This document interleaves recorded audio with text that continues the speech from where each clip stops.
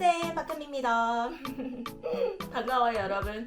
제가 채널을 새 단장하고 나서 첫 번째 콘텐츠를 뭐를 해볼까 라고 생각해 봤는데 여러분들께 가장 많이 받았던 질문이 뭐였을까, 그걸 준비하면 참 좋겠다라는 생각을 했었어요. 그 중에 하나가 뭐였냐면 젤네일 어떻게 해야 유지력이 높아지나요에 대한 질문이었어요. 사실 젤네일 같은 경우는 시술자의 숙련도에서 많은 판가름이 나긴 하지만 그 밖에 환경, 그리고 내가 쓰는 제품, 그리고 손톱의 컨디션에 따라서 또 많은 변수들이 있어요. 제가 오늘 준비하고자 하는 거는 가장 기초가 되지만 잊어버리기 쉬운 3가지 체크 포인트예요. 여러분들께 도움이 될까라고 생각해요. 영상 보시기 전에 구독, 좋아요 꼭 부탁드리고요. 지금 바로 함께 확인해 보실게요. 첫 번째 중요한 포인트, 프리퍼레이션입니다. 프리퍼레이션은 젤네일을 손톱에 도포하기 전에 손톱과 손톱 주변에 이루어지는 모든 과정을 말씀드리는 건데요. 기존 젤네일을 지우는 것, 그리고 유수분 밸런스 조정, 그리고 기초 케어, 큐티클 제거, 손톱 표면 정리, 모든 거를 이야기해요. 이거를 뺄까 말까를 고민을 굉장히 많이 했었어요. 하지만 100번을 강조해도 1000번을 강조해도 부족함이 없기 때문에 이 부분은 꼭 말씀드리고 싶었습니다. 두 번째 체크 포인트, 손톱의 유수분 상태. 제가 좀 크고 비중 있게 생각하는 것 중에 하나가 젤을 도포하기 전에 손톱의 잔존에 있는 유수분의 상태라고 할 수 있어요. 스티커를 표면에 부착하려고 할 때 거기에 묻어있는 먼지를 털어내는 것도 굉장히 중요하지만 그 위에 물이나 기름 등이 껴있으면 아무래도 부착률이 떨어질 수밖에 없겠죠. 특히 젤 같은 경우는요, 유수분을 밀어내는 습성이 정말 강해요. 손톱의 잔존에 있는 유수분의 상태에 따라서 젤네일이 적게는 일주일, 많게는 3, 4주까지 차이가 날 수 있다는 사실을 알고 계셨나요? 저는 젤네일을 도포하기 전에 손톱에 남아있는 액체류, 그 어떤 액체류도 남기지 않으려고 노력하는 편이에요. 젤 클렌저, 젤 리무버, 아세톤, 에탄올, 잠시 스치는 물티슈에 머금은 수분 한 방울까지도 없애려고 노력을 많이 하는 편이에요.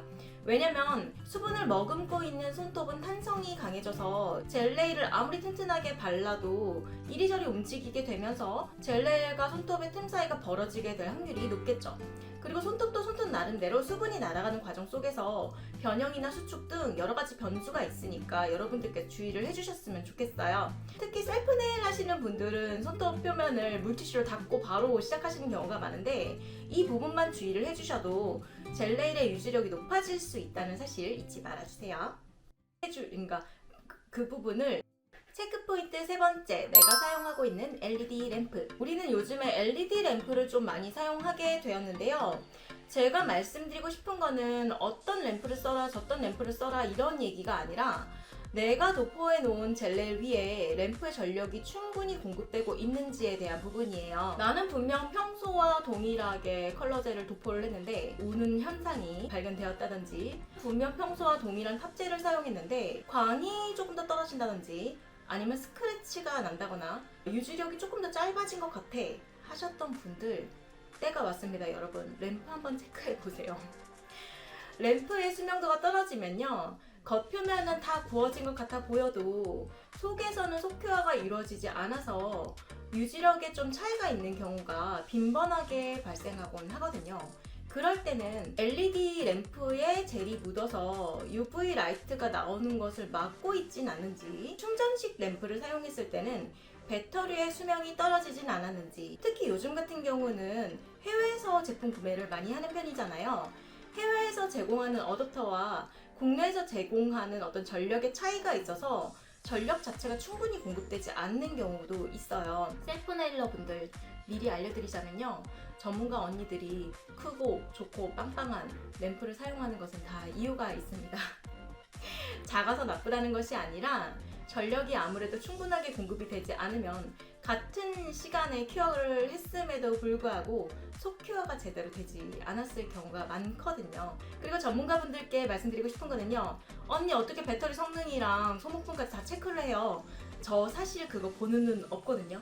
그러니까 저는 4개월에서 6개월 정도가 지나면 제가 쓰고 있는 램프가 딱히 이상이 없어 보여도 그냥 교체를 해서 사용을 합니다. 무식하죠, 사실. 이런 방법도 있다는 것을 참고해 주셨으면 좋겠어요. 진짜 마지막.